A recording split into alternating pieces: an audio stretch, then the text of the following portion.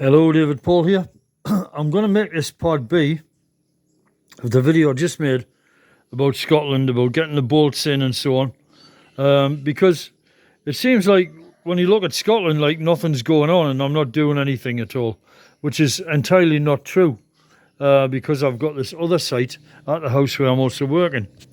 Now, what I've been doing here is I've cut these slits in these logs, which are the vertical posts to support the house. So I cut them in with you can see at the ends there, I cut them in with a circular saw, and these cross pieces here are routed in so as to provide a nice clean edge. I routed in with the router, and that was fine. Now I can't do any more work here because I'm going to create a shed load of shavings and stuff, so I can't start using chainsaws here. So I need to get these logs moved out. It's been a mixed blessing having them here because they haven't dried as much as I would have expected because the rain blows in on the porch.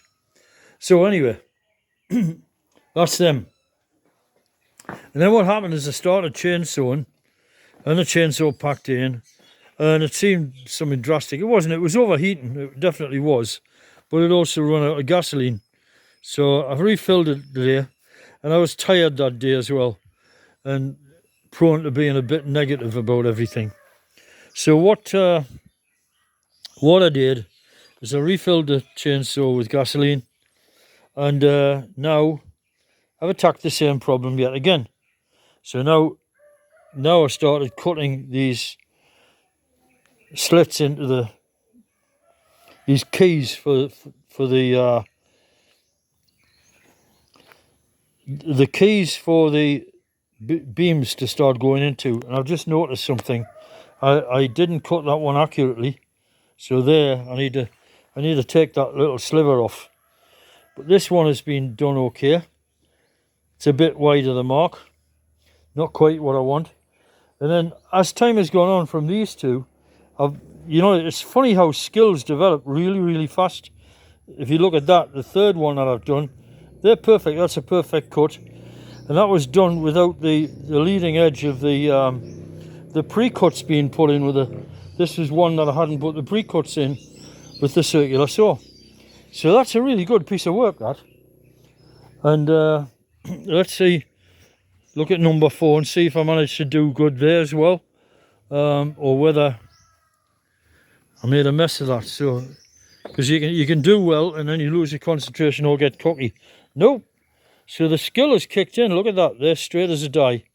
That muddy deposit there is basically just sawdust being mixed with water, which is in the wood itself.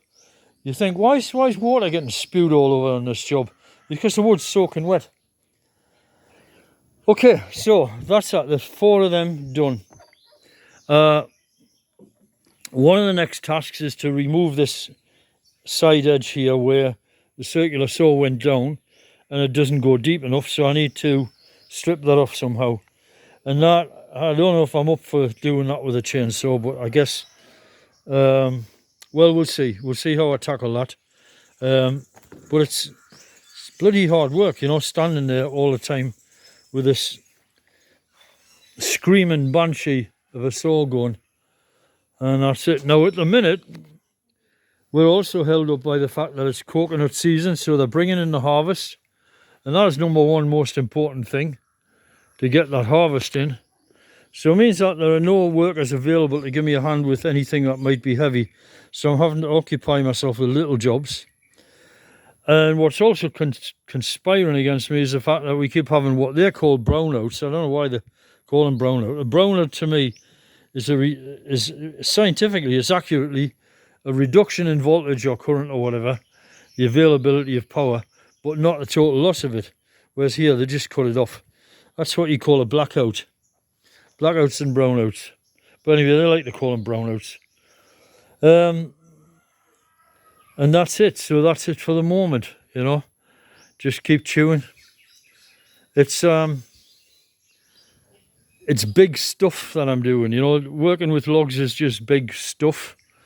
And the least work you can do with a log, the better. To be honest, I'm thinking of ways now of working with logs in such a way that you just don't work with them at all. You just fit them. You just at the ends where things match up, you do that. And then all the trimming and shaping and faffing on with the log, do that after you've built the house. And after the thing is settled and the woods become stable and seasoned, then start machining the face off things. Because these logs here, they're flat, they're straight as a die. But these ones over here in the porch, they have got, and this log here, this one here, this half of a log, it's relatively straight. As I say, a man on a galloping horse wouldn't notice. But these babies over here, they've got what you call reaction wood in them. They have like inbuilt stresses. And if you look carefully, you will see that particularly this one here, it's bowed like that. Now that should be on the exterior and it shouldn't show up, so it won't be too bad. But all the same, oh yeah, and this one, wow, look at that one. That's really what I call banana wood. It's really well bowed in the opposite direction. So that, I think I'm not sure, not sure if these are from the same log, but they sure fit the bill because one's going one way and the other one's going the other way. So there you go. So onward and upwards, wait for the electric to come back on. It's horrifically hot here. Humidity is always around about 82%, something like that.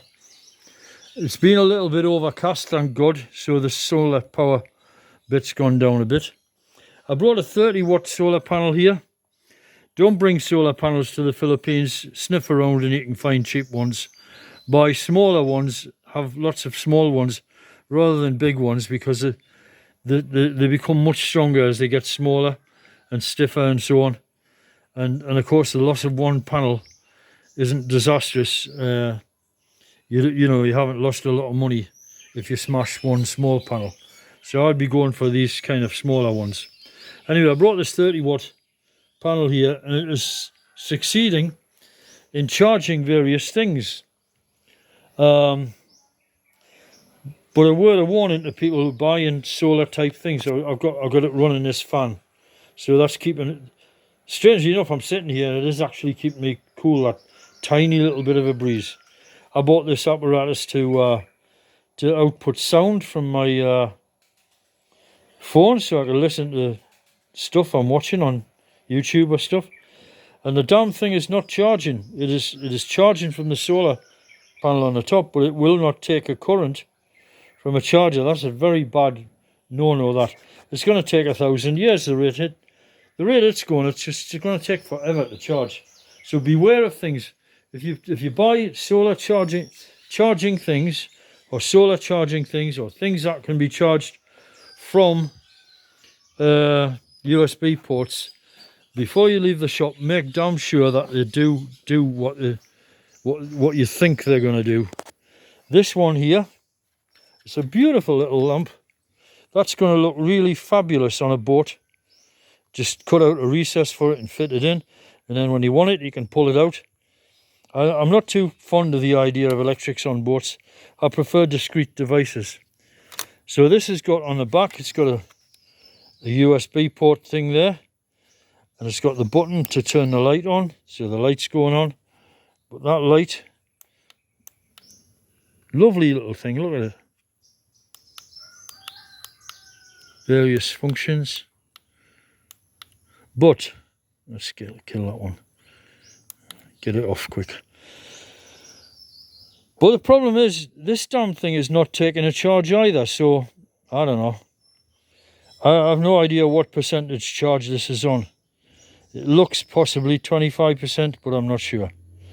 And it's doing it entirely on solar power, which, as I say yet again, that's going to take ages. So that device is only really useful in emergencies, where the emergencies are occasional, and I want something that's going to run all the time. So I'm going to buy some of them and I'm going to take them back to the UK and I'm going to hack them and make sure that they're charged, because I'll interfere with the electronics and get them going.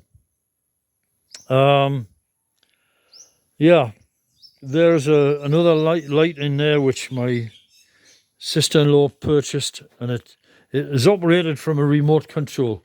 Things with remote controls. The remote controls don't like the humidity here. They clap out. So this thing here, I just recently fed it some electricity, and I can vouch for the fact that it's working. Nothing wrong with it. Perfect good light. Quite a lot of light from one little spot, 30 watts. Bad choice. It's got batteries inside, but it relies on a remote control to be able to turn it on and off and change mode and this, that, and the other, whatever. And that's no good. That is no good, because the damn remote control stopped working. The batteries are gone. The backs fell off the remote control. And God knows if the remote control even works at all. So don't buy them. Switches, that's what you need. Switches, on, off. Even these multi-press switches where the switch modes between things, even they're a nuisance. If these manufacturers would simply put a switch on to switch between, hand switch between each of the modes. So as I say, I will hack these devices when I get back to the UK. And that's it for now. So the next thing is I run out of money, so for this month, because I've, I paid for various things up front ahead because my niece wanted to get a computer. So I bought a lot of trees, and so that's invested money, which is all going to come back eventually in the form of trees. But it means I've overspent my building budget this month, but I won't have any costs next month.